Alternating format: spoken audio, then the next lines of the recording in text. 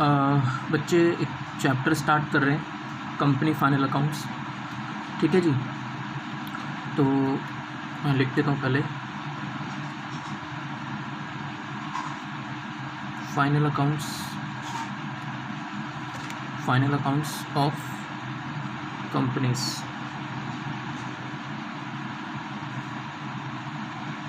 Final accounts of companies.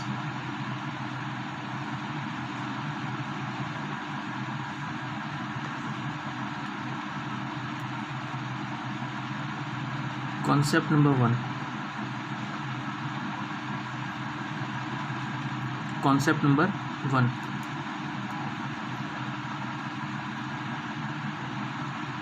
Managerial remuneration.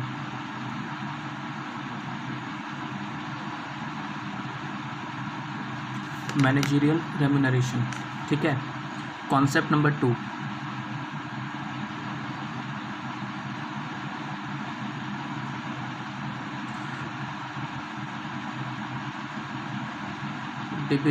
divisible profit and corporate social responsibility। corporate social responsibility, CSR activities कहते हैं इसको, CSR activities. Concept number 3,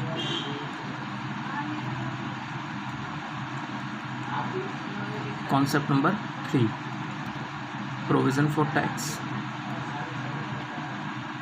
provision for tax and advance tax,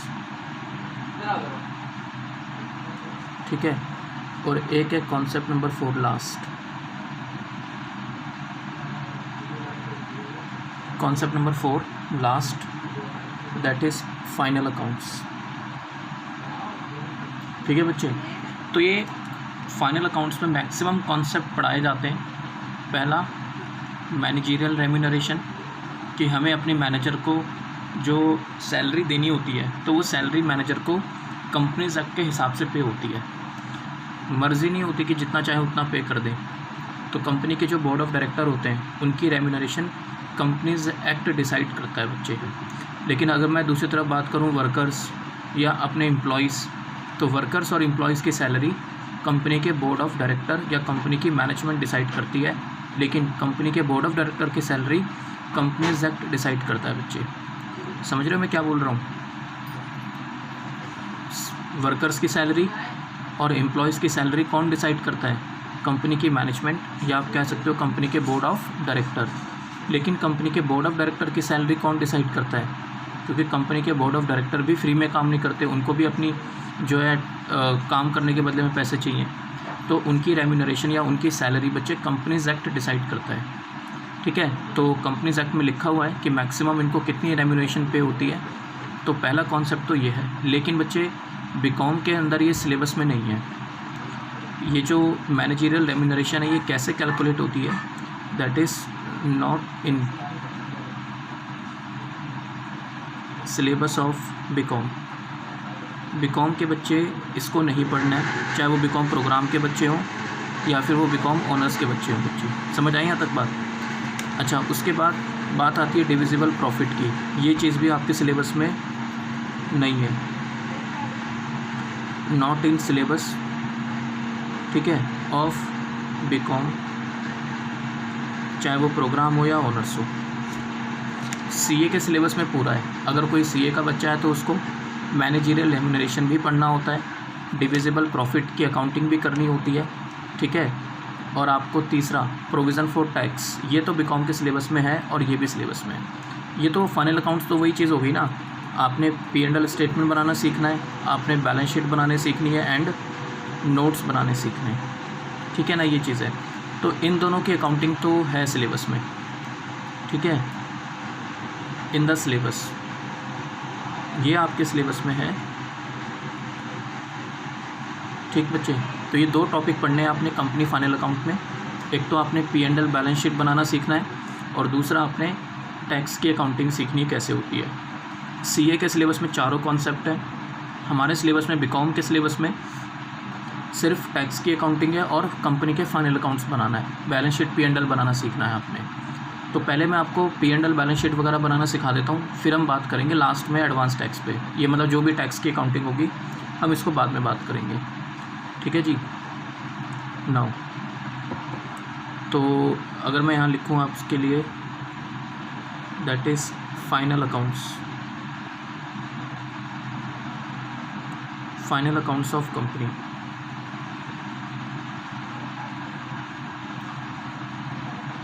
final accounts of company. तो बच्चे companies act 2013 section number 2 clause 40 ये बात करता है company के फाइनेंशियल स्टेटमेंट पे। Section 2 clause 40 talks about financial statement, talks about financial statement. तो बच्चे इस फाइनेंशियल स्टेटमेंट में हम किन किन चीज़ों को कवर करते हैं? फाइनेंशियल स्टेटमेंट का मतलब क्या? Final accounts. तो इसमें एक तो आपको प्रॉफिट एंड लॉस स्टेटमेंट बनाना सीखना है,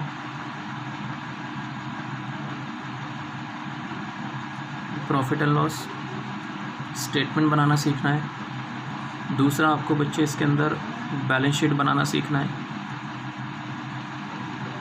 बैलेंस शीट। और तीसरा आपने इसमें कैश फ्लो स्टेटमेंट। ये तीन चीज़ें तो हैं ही कंपनी के फाइनेंशियल स्टेटमेंट। एक और इसमें आता है notes to account, notes to accounts, ये भी है सिलेबस में, नोट्स टू अकाउंट्स। और एक और आता है फाइनेंशियल स्टेटमेंट में, that is changes in equity, changes in equity. तो ये चीज़ें भी कवर होती हैं। तो profit and loss statement, balance sheet, cash flow statement, notes to accounts और चेंजेस इन इक्विटी, ये पांच चीज़ें आती हैं बच्चे।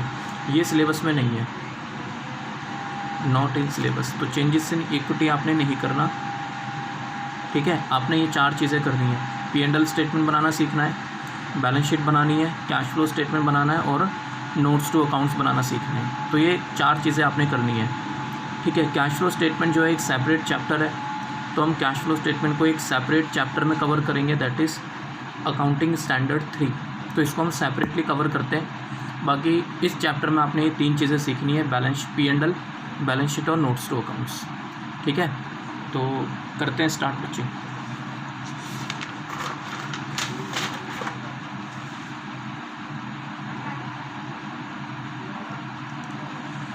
हाँ जी, देखो बच्चे, सबसे पहली बात कि आपने फाइनल अकाउंट्स बिल्कुल वैसे ही बनाने हैं, वही कॉन्सेप्ट आपने फॉलो करने हैं जो आपने 11th और 12th में फॉलो करे थे। मतलब बेसिक कॉन्सेप्ट की बात कर रहा हूँ मैं।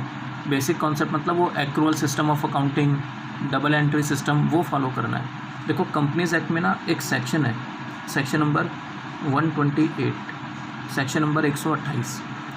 तो कंपनीज एक्ट का सेक्शन नंबर 128 128 ये कहता है कि कंपनीज़ को अपने फाइनल अकाउंट बनाते टाइम एक तो एक्रूअल बेसिस फॉलो करना है, accrual basis of accounting, accrual basis of accounting, जिसका मतलब ये होता है बच्चे कि आपने इसमें अगर आप 12 महीने की अकाउंटिंग करते हो तो आपने 12 महीने के एक्सपेंस, चाहे आपने उसके लिए पैसा दिया हो या ना दिया हो, सिंपल वर्ड बोलो तो outstanding.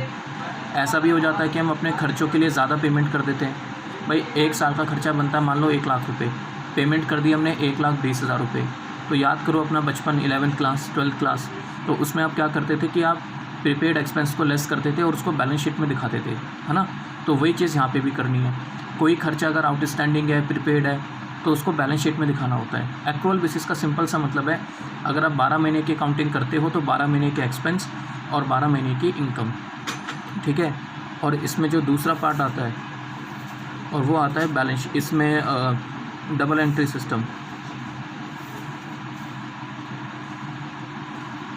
Double entry system follow करना है आपने। तो ये दो चीज़ें होती हैं, ठीक है। नाउ मैं आपको चलो एक पॉइंट और समझा देता हूँ बच्चे। एक और सेक्शन हम यूज़ करते हैं, section number 129, section 129, companies act 2013 का सेक्शन नंबर 129। तो उसके अंदर ये लिखा हुआ है बच्चे कि कोई भी कंपनी जब अपनी फाइनेंशियल स्टेटमेंट प्रिपेयर करे तो उसके फाइनेंशियल स्टेटमेंट सेक्शन नंबर 129 में क्या लिखा है बच्चे, कि जब कोई भी कंपनी अपनी फाइनेंशियल स्टेटमेंट प्रिपेयर करती है तो उस कंपनी के financial statement true and fair view देनी चाहिए। ट्रू एंड फेयर व्यू मतलब उसमें किसी भी तरीके की कोई मैनिपुलेशंस नहीं है, कोई एंट्री ऐसे नहीं है जो आपने गलत डाल दी, झूठी एंट्री डाल दी, है ना, तो वो चीज़ नहीं होनी चाहिए। मतलब ट्रू एंड फेयर प्रेजेंटेशन होनी चाहिए आपके फाइनेंशियल स्टेटमेंट की। दूसरी बात, जब आप अपने P&L स्टेटमेंट या बैलेंस शीट बनाओगे तो जो जो अकाउंटिंग स्टैंडर्ड फॉलो हो सकते हैं वो सारे अकाउंटिंग स्टैंडर्ड आप लोग फॉलो करोगे। अकाउंटिंग स्टैंडर्ड, वो सारे अकाउंटिंग स्टैंडर्ड आप फॉलो करोगे, ठीक है। बट आपके सिलेबस में नहीं है बच्चे अकाउंटिंग स्टैंडर्ड, आपको पता है ये बात, बीकॉम के बच्चों के सिलेबस में नहीं है, लेकिन जो बच्चा CA का होगा उसको तो सारे अकाउंटिंग स्टैंडर्ड पढ़ने होते हैं, तो उनको तो इस चीज़ का बहुत अच्छे से पता होता है कि अकाउंटिंग स्टैंडर्ड का फाइनेंशियल स्टेटमेंट पे क्या इम्पैक्ट आता है, कैसे उसको प्रिपेयर करना होता है, ठीक है। तो बीकॉम के बच्चों को तो सिर्फ क्वेश्चन सॉल्व करने हैं, दैट्स इट। और तीसरी बात, अकाउंटिंग स्टैंडर्ड कंप्लाई होने चाहिए। और तीसरी चीज़ इसके अंदर आती है आपका कि एक तो ट्रू एंड फेयर व्यू हो गया, दूसरा इसमें अकाउंटिंग स्टैंडर्ड कंप्लाई करने चाहिए, ठीक है बच्चे। और इसमें एक और चीज़ आती है, सेक्शन नंबर 129 में एक चीज़ और लिखी हुई है, दैट इज़ शेड्यूल 3, है ना जी। फॉलो शेड्यूल 3, यानी कि आपको अपने जो फाइनेंशियल स्टेटमेंट बनाने हैं वो आपको अपनी मर्ज़ी से नहीं बनाने, जैसा शेड्यूल 3 में बोला गया है वैसे बनाने। तो शेड्यूल 3 में आपको 2 चीज़ों के फॉर्मेट दिए हुए हैं बच्चे, सुना मैंने क्या बोला, शेड्यूल 3 के अंदर आपको फॉर्मेट दिया हुआ है। शेड्यूल 3 क्या है? शेड्यूल 3 बस एक फॉर्मेट है प्रॉफिट एंड लॉस और बैलेंस शीट का, शेड्यूल 3। तो शेड्यूल 3 में 2 फॉर्मेट आपको दिए हुए हैं बच्चे, शेड्यूल 3 में 2 फॉर्मेट आपको दिए हुए हैं। पहला, एक आपको दिया हुआ है इसके अंदर बैलेंस शीट का फॉर्मेट, कि कंपनीज अपनी बैलेंस शीट कैसे बनाती हैं, और दूसरा part 2 profit and loss statement, profit and loss statement. ये 2 फॉर्मेट दिए हुए हैं, तो ये दोनों फॉर्मेट आपने बनाना सीखने हैं, ठीक है। तो शुरू करते हैं, कैसे बनाते हैं इसको, कैसे क्या हिसाब किताब है। तो पहले मैं आपको बैलेंस शीट समझा देता हूँ, फिर मैं आपको बताता हूँ कैसे बनाते हैं इसको, ठीक है।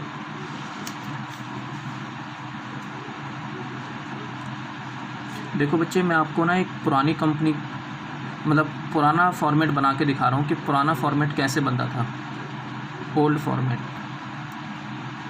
ठीक है, ओल्ड फॉर्मेट।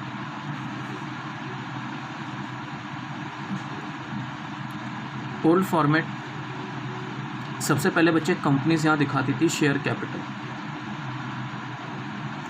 शेयर कैपिटल का मतलब होता है बच्चे ओनर्स फंड, मालिक का जो पैसा कंपनी में लगा हुआ है, तो शेयर कैपिटल। फिर यहाँ पे आते थे reserves and surplus, reserves and surplus, ठीक है। फिर हम यहाँ पे दिखाते थे loans, long term short term जो भी है, और आप long term, sorry not short term, long term, ठीक है, सिक्योर्ड अनसिक्योर्ड जो भी हैं वो सब लोन्स की हेडिंग में आते थे। फिर हम यहाँ दिखाते थे current liability, current liability and provision, current liability and provisions, ठीक है ना। ये चीज़ थी share capital, reserves and surplus, loans, current liabilities and provisions. तो ये लायबिलिटी साइड की हेडिंग हुआ करती थी, ठीक है। अब कैसे होती है वो बात करेंगे, पहले मैं आपको पहले पुराना फॉर्मेट बता रहा हूँ ताकि हम नए फॉर्मेट को ईजिली समझ सकें। ये चीज़ हो गया बच्चे। फिर हम यहाँ पे आते हैं फिक्स एसेट्स,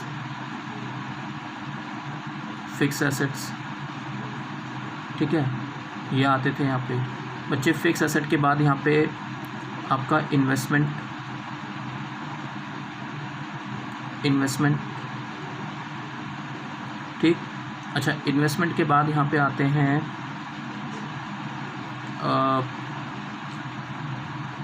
करंट एसेट्स,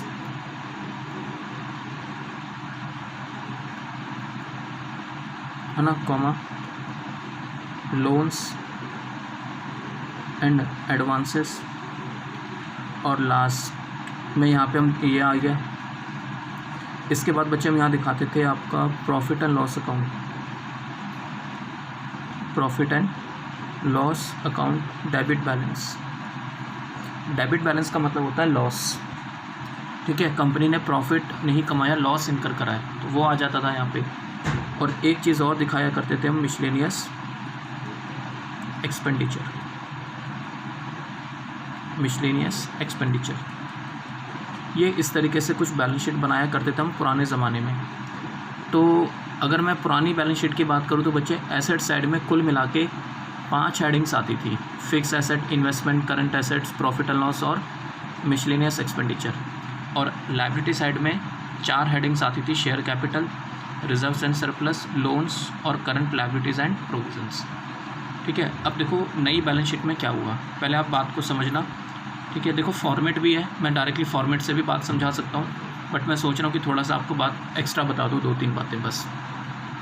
अब पॉइंट क्या है बच्चे कि नई बैलेंस शीट के अंदर कुछ चेंजेस है, यही चीज़, बस थोड़े से चेंजेस उसमें क्या करें वो सुनना आप ध्यान से, तो आपको बात ईजिली समझ आ जाएगी कि नई बैलेंस शीट में कुछ भी नहीं है बच्चे, वही तो चीज़ें जो हम ऑलरेडी बनाते हुए आए हैं, ठीक है। ध्यान से समझना मेरी बात को।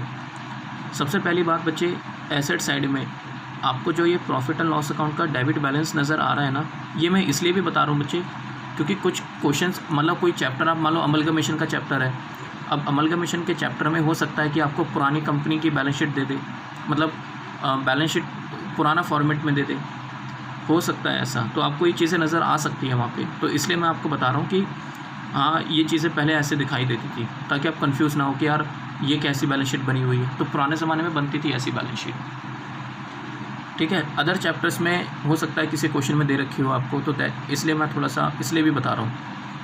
अब सुनना ध्यान से, पुराने ज़माने में कंपनी अपनी बैलेंस शीट में ना प्रॉफिट एंड लॉस अकाउंट का डेबिट बैलेंस शो करती थी बच्चे, profit and loss account debit balance asset side में आया करता था।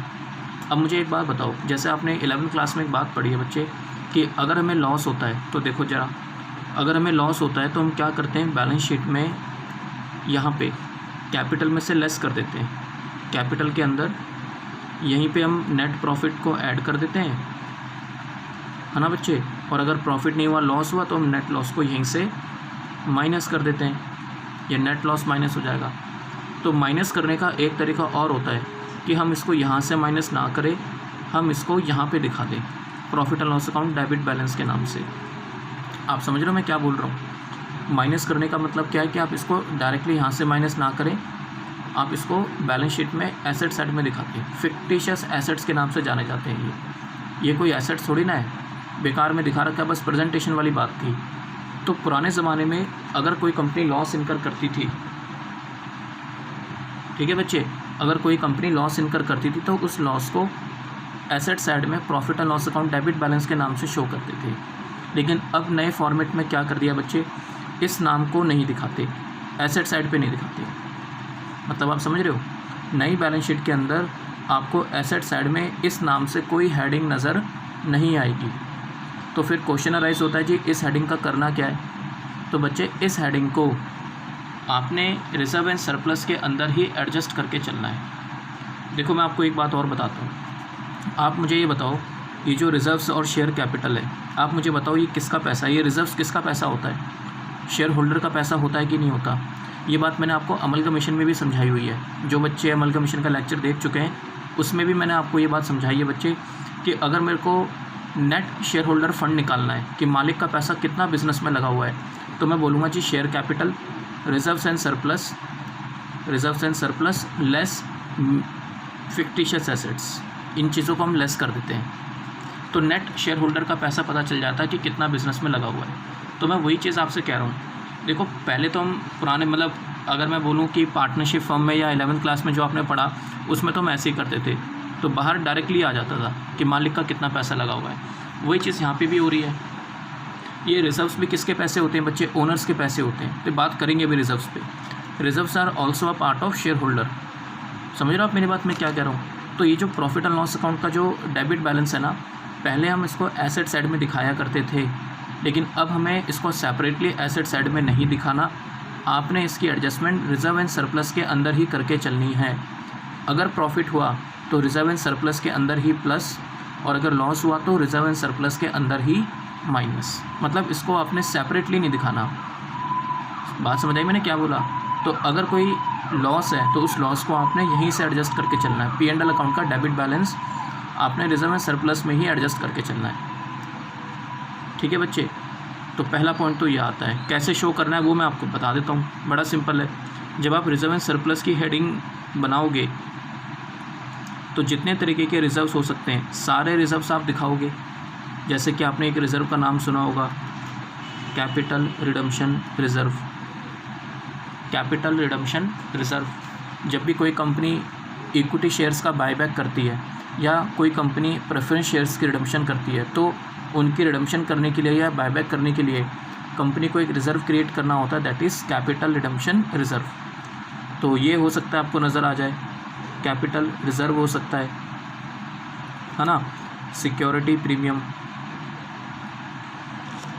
या आपका सिक्योरिटी प्रीमियम के अलावा और भी बहुत सारे रिज़र्व, जनरल रिज़र्व हो सकता है, DRR हो सकता है। समझ रहे हो आप मेरी बात, है ना। तो वही चीज़ मैं आपको बता रहा हूँ। Profit and loss account, credit balance, credit balance मतलब प्रॉफिट, और अगर लॉस होगा तो डेबिट बैलेंस शो करके आपने यहीं से माइनस करके दिखाना बच्चे। इस तरीके से शो करना है, इस तरीके से शो करना है। प्रॉफिट होगा तो प्लस, लॉस होगा तो माइनस, और ये माइनस करके जो फिगर आएगी ये नेट फिगर होगी बच्चे। ये प्लस माइनस कुछ भी आ सकती है, ठीक है। तो वैसे तो जनरली प्लस ही आएगी, क्योंकि माइनस की तो सिर्फ आपको एक ही फिगर नज़र आएगी, बाकी सब प्लस में होंगे। तो ये माइनस में आने के चांस थोड़े से कम है, ठीक है। तो ये चीज़ होती है बच्चे। और आप इसको कहाँ दिखाओगे, और आप इसको बैलेंस शीट के अंदर रिजर्व्स एंड सरप्लस में दिखाओगे बच्चे। बैलेंस शीट के अंदर रिजर्व एंड सरप्लस की हेडिंग में दिखा दोगे ये टोटल जो भी आएगा। बैलेंस शीट के अंदर आपने ये सब नहीं दिखाना, सिर्फ टोटल फिगर दिखानी है, नोट्स बनाने हैं उसके लिए। आप समझ रहे हो मैं क्या बोल रहा हूँ बच्चे। नई बैलेंस शीट के अंदर एक तो ये चेंज भी हुआ है। पुराने ज़माने में पता है क्या होता था, ये जितने रिज़र्व मैंने अभी आपको बताए, ये सारे रिज़र्व एंड सरप्लस की हेडिंग के नीचे आया करते थे। यहाँ आते थे सारे रिज़र्व, जिससे क्या होता था ना कि बैलेंस शीट का साइज़ बहुत बड़ा हो जाता था। तो अब नए फॉर्मेट में ये चीज़ अच्छी कर दी कि बैलेंस शीट के अंदर आपने सिर्फ फाइनल फिगर दिखानी है, यानी कि ये सारी चीज़ें कहाँ चली आएंगी बच्चे, नोट्स के अंदर।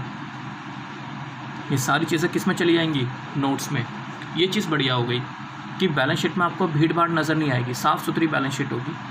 अगर आपने डिटेल्स देखनी है तो आप डिटेल्स के लिए नोट्स रेफ़र कर देना, नोट्स में जाके चेक कर लो, रेफरेंस नंबर डाल देना। एक नोट्स का सिंपल मतलब है रेफरेंस नंबर।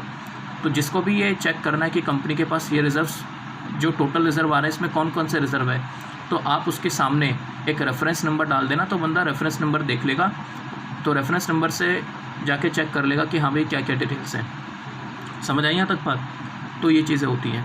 तो नई बैलेंस शीट में एक चीज़ बहुत बढ़िया कर दी। अब जैसे मैं आपसे ये कहूँ कि यार ये फ़िक्स एसेट है, आप मुझे बताओ क्या कंपनी के पास फ़िक्स एसेट एक ही होती है? पता नहीं कितने तरीके की फ़िक्स एसेट हो सकती है। तो वो सारी की सारी फ़िक्स एसेट बच्चे पहले हम यहाँ दिखाया करते थे, नीचे दिखाया करते थे। अरे सीधी सी 11th-12th की बात याद कर लो यार। 11th-12th में आप फ़िक्स एसेट को नहीं दिखाते थे बैलेंस शीट के अंदर ही, सारी एसेट सारी एक ही साथ आती थी। तो अब नए फॉर्मेट में ये चीज़ बहुत बढ़िया कर दी कि आपने ये सारी डिटेल्स बैलेंस शीट के अंदर नहीं दिखानी बच्चे। इन सब की डिटेल्स कहाँ दिखानी है, नोट्स में। नोट्स मतलब रेफरेंस, अब रेफ़र कर दोगे कि भाई रेफ़र दिस नंबर, आप वहाँ जाके चेक कर लेना, तो आपको पता चल जाएगा कि इसकी डिटेल्स क्या है। बैलेंस शीट के अंदर आपने फाइनल फिगर दिखानी है आफ्टर डेप्रिसिएशन, लेस वगैरह करने, डेप्रिसिएशन वगैरह लेस करने के बाद जो फाइनल फिगर आएगी, आप उस फाइनल फिगर को दिखाना बैलेंस शीट के अंदर। ये चीज़ है बच्चे, समझ रहे हो ना मैं क्या बोल रहा हूँ। तो बैलेंस शीट के अंदर आपने नेट फिगर दिखानी है, सीधा आ जाएगी बाहर। डिटेल्स आप रेफ़र कर देना नोट्स में।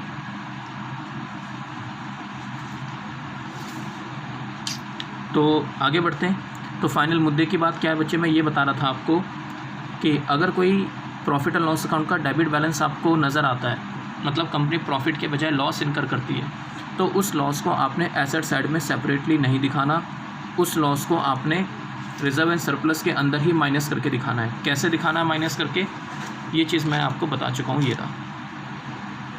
ठीक, नाउ पॉइंट नंबर 2 ये है बच्चे कि मिसलेनियस एक्सपेंडिचर। ये कौन से खर्चे होते हैं बच्चे?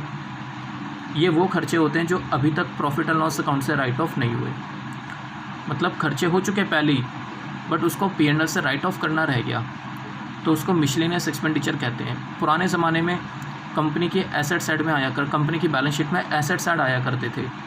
आज भी आपको दिख सकते हैं, अगर आपको कोई पुरानी बैलेंस शीट नज़र आ जाए किसी क्वेश्चन में, कहीं किसी चैप्टर में, तो उसमें ये नज़र आ सकता है। मैं इसके कुछ एग्जांपल आपके सामने लगता हूँ, फिर आपको बात समझाता हूँ। ध्यान देना, मिसलेनियस एक्सपेंडिचर के कुछ एग्जांपल मैं आपको बता रहा हूँ, और वो एग्जांपल कौन कौन से हैं। एक आपने नाम सुना होगा प्रिलिमिनरी एक्सपेंसेस, एक आपने नाम सुना होगा discount on issue of debenture, ठीक है। एक आपने नाम सुना होगा may be premium on redemption of debenture, एक में भी आपने नाम सुना होगा एडवर्टाइजमेंट सस्पेंस, एक में भी आपने नाम सुना हो अंडरराइटिंग कमीशन, है ना, एटसेट्रा। अंडरराइटिंग कमीशन क्या होती है बच्चे? जब कोई कंपनी न्यू इशू लेके आती है ना, पब्लिक इशू, शेयर्स इशू करती है, और उसको ये डर लगता है कि यार उसकी कंपनी के शेयर फुल्ली सब्सक्राइब नहीं होंगे, या जो लिमिट है एक 90% की लिमिट होती है कि कम से कम 90% सब्सक्राइब होने चाहिए आपके शेयर। तो अगर कंपनी को डर लगता है कि यार 90% सब्सक्राइब नहीं होंगे, तो कंपनी मार्केट से ऐसे बंदों को उठाती है, या ऐसा कहूँ कि ऐसे बंदों से कांटेक्ट करती है जो ये इस बात की रिस्पॉन्सिबिलिटी लेते हैं कि हम आपके शेयर्स बिकवा देंगे, जिसके बदले में वो कमीशन चार्ज करते हैं।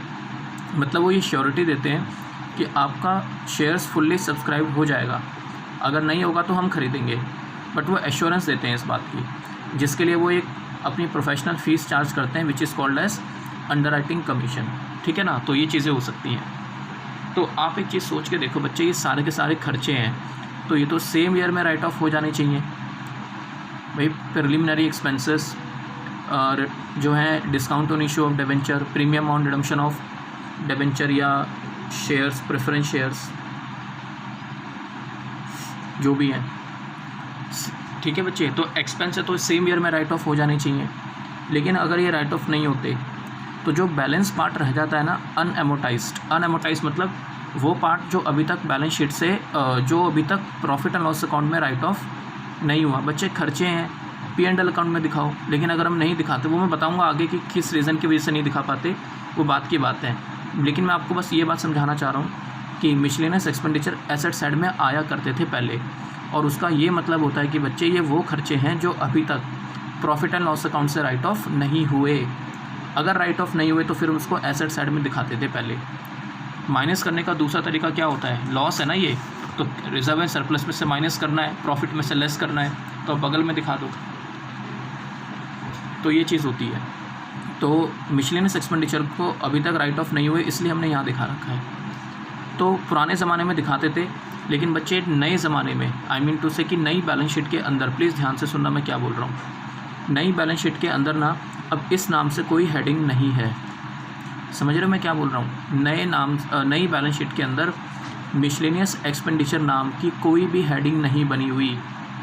पहले तो बनी हुई थी, लेकिन पहले पुरानी बैलेंस शीट में, नई बैलेंस शीट में इस नाम से कोई भी हेडिंग नहीं है।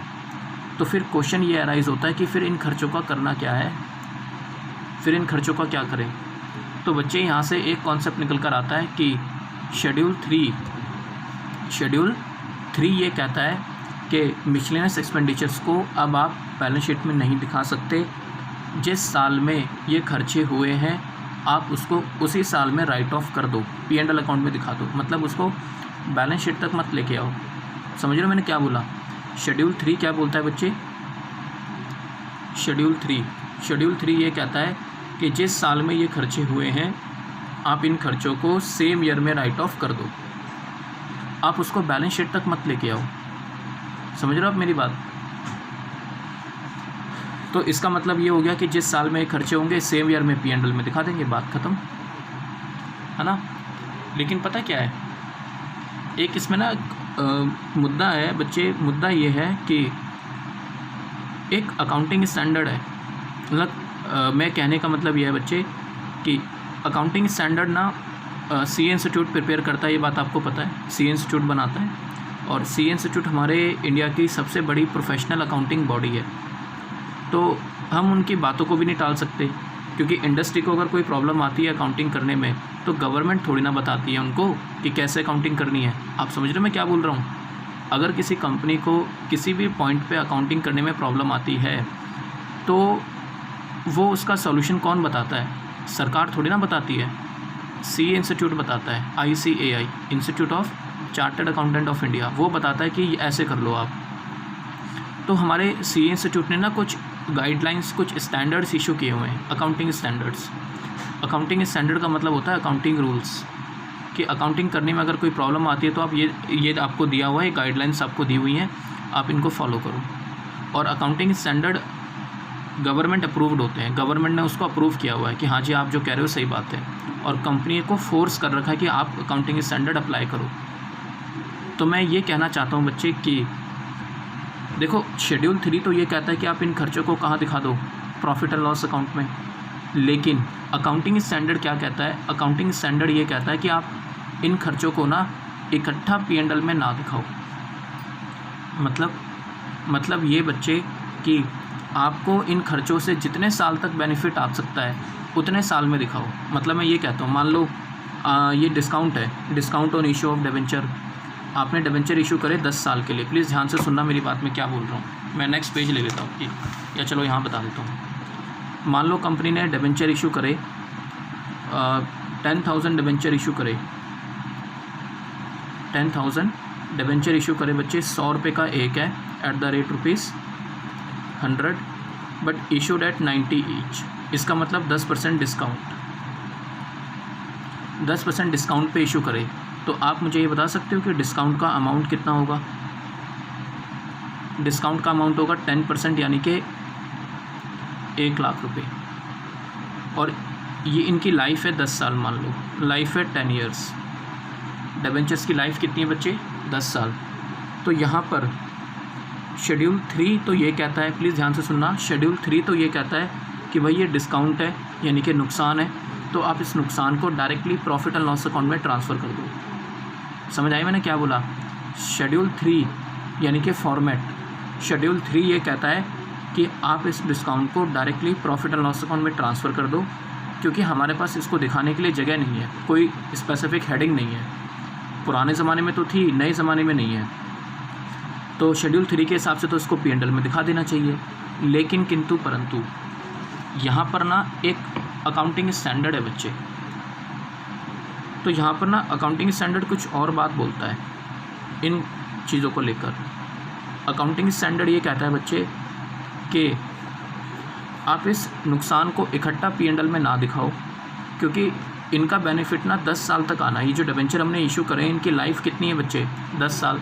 तो अकाउंटिंग स्टैंडर्ड ये कहता है कि ये डिस्काउंट ना आप 10 साल में राइट ऑफ करके दिखाओ, यानी कि हर साल कितना हो गया? 10,000, 1 लाख रुपए का डिस्काउंट, 10 साल लाइफ है, तो हर साल कितना हो गया बच्चे? 10,000। इसका मतलब ये किस में चला जाएगा बच्चे? प्रॉफिट एंड लॉस अकाउंट में। और बाकी जो बच गया 90,000, समझा मैंने क्या बोला? बाकी जो बच गए 90,000 वो कहाँ जाएंगे बच्चे? आप उसको दिखाना बैलेंस शीट में। प्लीज़ ध्यान से सुनना मैंने क्या बोला। मैं ये बोल रहा हूँ कि शेड्यूल 3 तो ये कहता है कि इसको डायरेक्टली P&L में दिखा दो, लेकिन अकाउंटिंग स्टैंडर्ड मना करता है। यानी कि मैं ऐसा कह दूँ कि अकाउंटिंग स्टैंडर्ड और शेड्यूल 3 में कॉन्ट्रडिक्शन हो गया। शेड्यूल 3 कुछ और बात बोलता है, अकाउंटिंग स्टैंडर्ड इस मैटर पे कुछ और बात बोलता है। तो जब कभी भी शेड्यूल 3, प्लीज़ मेरे वर्ड सुनना मैंने क्या बोला, जब कभी भी शेड्यूल 3 और अकाउंटिंग स्टैंडर्ड में कोई भी कॉन्ट्रडिक्शन होता है तो वहाँ पर अकाउंटिंग स्टैंडर्ड की बात मानी जाती है। समझ रहे हो मैंने क्या बोला? मैं ऐसे लिख के दिखाता हूँ आपको।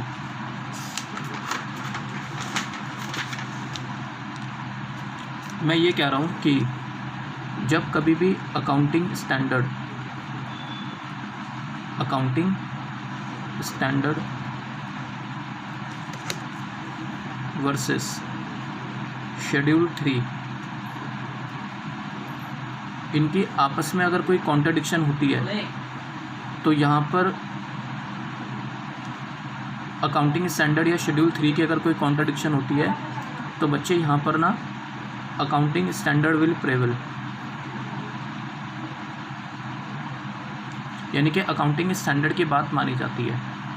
अच्छा, मतलब मैं ये भी कह सकता हूँ बच्चे कि अकाउंटिंग स्टैंडर्ड चाहे तो शेड्यूल 3 को अपनी तरफ से मॉडिफाई कर सकता है, कोई भी हेडिंग उसमें प्लस कर सकता है, कोई भी हेडिंग उसमें माइनस कर सकता है, जैसे चाहे वैसे प्रेजेंट कर सकता है। मतलब समझ रहे हो अब मैं क्या बोल रहा हूँ? मतलब ये नहीं कि सिस्टम ही चेंज कर दे, पूरा फॉर्मेट ही चेंज कर दे, वो अलाउ नहीं है। मैं ये कहना चाह रहा हूँ कि अगर शेड्यूल 3 में कोई बात लिखी है और वही बात अकाउंटिंग स्टैंडर्ड में भी लिखी है तो दोनों में कॉन्ट्रडिक्शन होता है, तो उस बात पे अकाउंटिंग स्टैंडर्ड जो बोलेगा ना, आपने वो काम करना है। अब अकाउंटिंग स्टैंडर्ड इस मैटर पे क्या बोलता है जो हम डिस्कस कर रहे हैं कि भाई 1 लाख रुपए का डिस्काउंट है, 10 साल लाइफ है, 10 से डिवाइड कर दिया तो हर साल का नुकसान कितना, 10,000। तो ये तो चला जाएगा P&L अकाउंट में, ये किस में चला जाएगा बच्चे, प्रॉफिट एंड लॉस अकाउंट में। तो जो बाकी के 90,000 बचेंगे ना, ये बैलेंस शीट में दिखाए जाएंगे। अच्छा, बैलेंस शीट में कहाँ दिखाए जाएंगे? तो बच्चे बैलेंस शीट में इसको एसेट साइड में दिखाएंगे under the heading of other non current assets, other non current assets. कहाँ दिखाएंगे बच्चे इसको हम? अदर नॉन करंट एसेट्स के अंदर। समझ आया मैंने क्या बोला? 10,000 तो किस में चले जाएंगे, प्रॉफिट एंड लॉस अकाउंट में, बाकी 90,000 रुपये किस में चले जाएंगे बच्चे, अदर नॉन करंट एसेट्स में। और ये जितनी बात मैं बोल रहा हूँ ना बच्चे, सारी बातें लिखी हुई हैं, आपको मैं ये सारी बातें लिख के दे दूँगा, नो वरीज़। आप मेरे से पीडीएफ में भेज दूँगा जो भी बच्चे मेरे से पढ़ते हैं, ठीक है? और तो समझो इस बात को, ठीक है ना, अदर नॉन करंट एसेट्स में आ जाएगा। तो ये पॉइंट निकल कर आता है। तो फाइनली बात क्या निकली अब मैं आपको बताता हूँ सीधा। तो ये चीज़ है, प्रॉफिट एंड लॉस अकाउंट तो आप डायरेक्टली रिजर्व एंड सरप्लस से एडजस्ट कर ही लोगे, वो तो यहाँ से एडजस्ट हो जाएगा। जो मिसलेनियस एक्सपेंडिचर है, अब आप उसको बैलेंस शीट में अलग से नहीं दिखाओगे, आप उसका कुछ पार्ट तो राइट ऑफ हो जाएगा, वो तो ठीक है। जो अनरिटर्न ऑफ रह गया ना, या ऐसा कहूँ कि अनएमोटाइज रह गया, आप उसको बैलेंस शीट में कहाँ दिखाओगे, under the heading of other non current asset, अगर कोई अकाउंटिंग स्टैंडर्ड आपको परमिशन देता हो तो, ठीक है जी। अब क्वेश्चन अराइज होता है कि सर क्वेश्चन में कुछ बता ही नहीं रहा कि अकाउंटिंग स्टैंडर्ड क्या बोलता है उस मैटर पे। तो बच्चे क्वेश्चन आपको बताएगा कि आपने क्या करना है।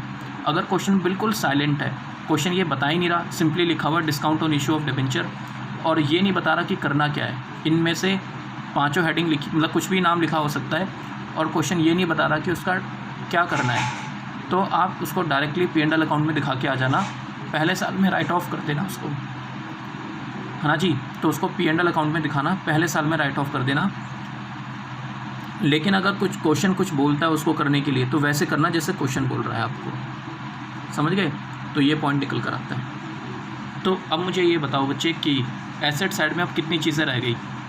पहले पुराने ज़माने में एसेट साइड में 5 चीज़ें हुआ करती थी, अब सिर्फ 3 चीज़ें रह गई, फिक्स एसेट, इन्वेस्टमेंट और करंट एसेट या लोन्स एंड एडवांसेस, है ना। ये 3 चीज़ें रह गई। और नई बैलेंस शीट के अंदर एक बहुत अच्छी चीज़ करी कि इन तीनों हेडिंग्स को 2 पार्ट्स में डिवाइड कर दिया बच्चे। न्यू बैलेंस शीट के अंदर fix asset, investment, current asset और लोन एडवांसेस को 2 पार्ट्स में दिखाया। एक तो करंट एसेट्स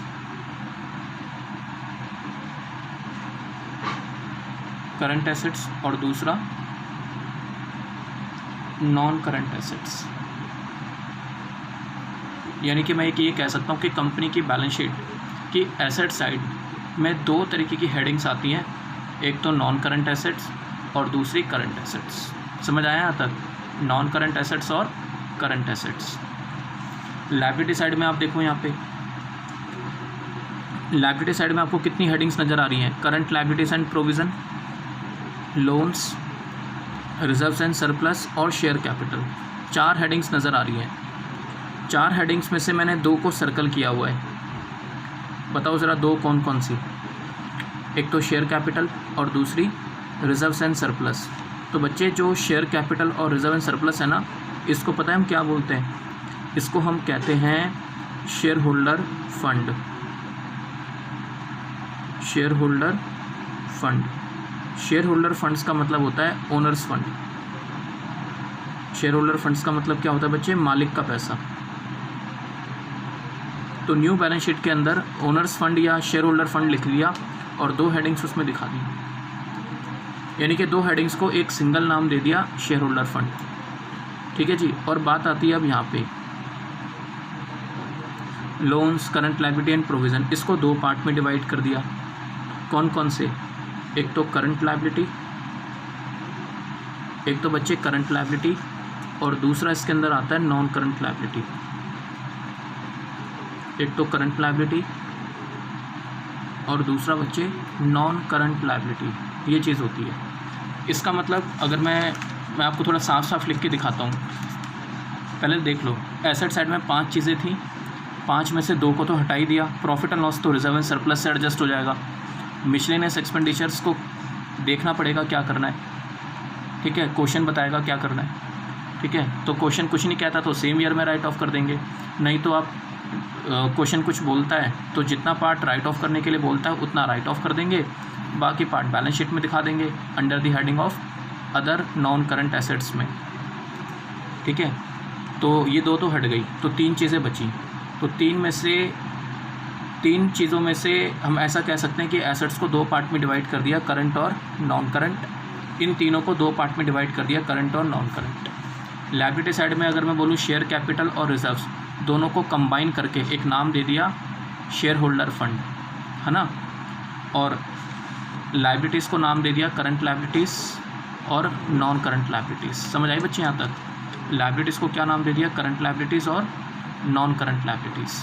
तो ये चीज़ें निकल कर आती हैं। मैं इसको थोड़ा साफ साफ लिख देता हूँ, फिर मैं आपको थोड़ा सा एक्सप्लेन करूँगा। नेक्स्ट वीडियो में एक्सप्लेन करूँगा कि करंट लायबिलिटी और नॉन करंट लायबिलिटी में क्या डिफरेंस है। ठीक है, करंट एसेट्स या नॉन करंट एसेट्स में क्या डिफरेंस है।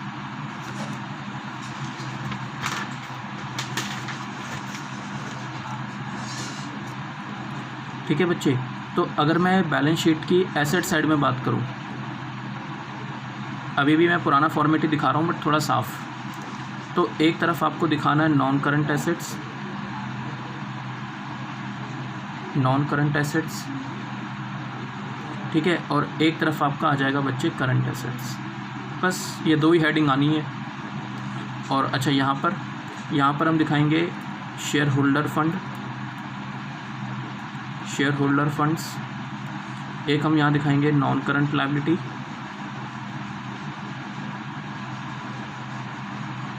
और एक हम यहाँ दिखाएंगे करंट लायबिलिटी। That's it. ये काम करना है आपने, है ना जी। तो थोड़ा साइज़ छोटा कर दिया और प्रेजेंटेशन थोड़ी सी अच्छी दिखाई देगी, और कुछ नहीं है। ये ओल्ड फॉर्मेट में है। न्यू फॉर्मेट में अगर मुझे दिखाना हो तो इसको न्यू फॉर्मेट में कैसे दिखाते हैं वो भी मैं आपको बता देता हूँ, है ना। डिटेल्स में आपको प्लीज़ नेक्स्ट वीडियो में मैं डिटेल्स में बात करूँगा कि इन चीज़ों में कैसे दिखाना है। अभी सिर्फ या चलो नेक्स्ट वीडियो में बात कर लेंगे इस मैटर पे कैसे दिखाते हैं। आई होप आपको बात समझ में आई हो यहाँ तक। ठीक है, बाकी मैं आपको नेक्स्ट वीडियो में इसको एक्सप्लेन करता हूँ बच्चे।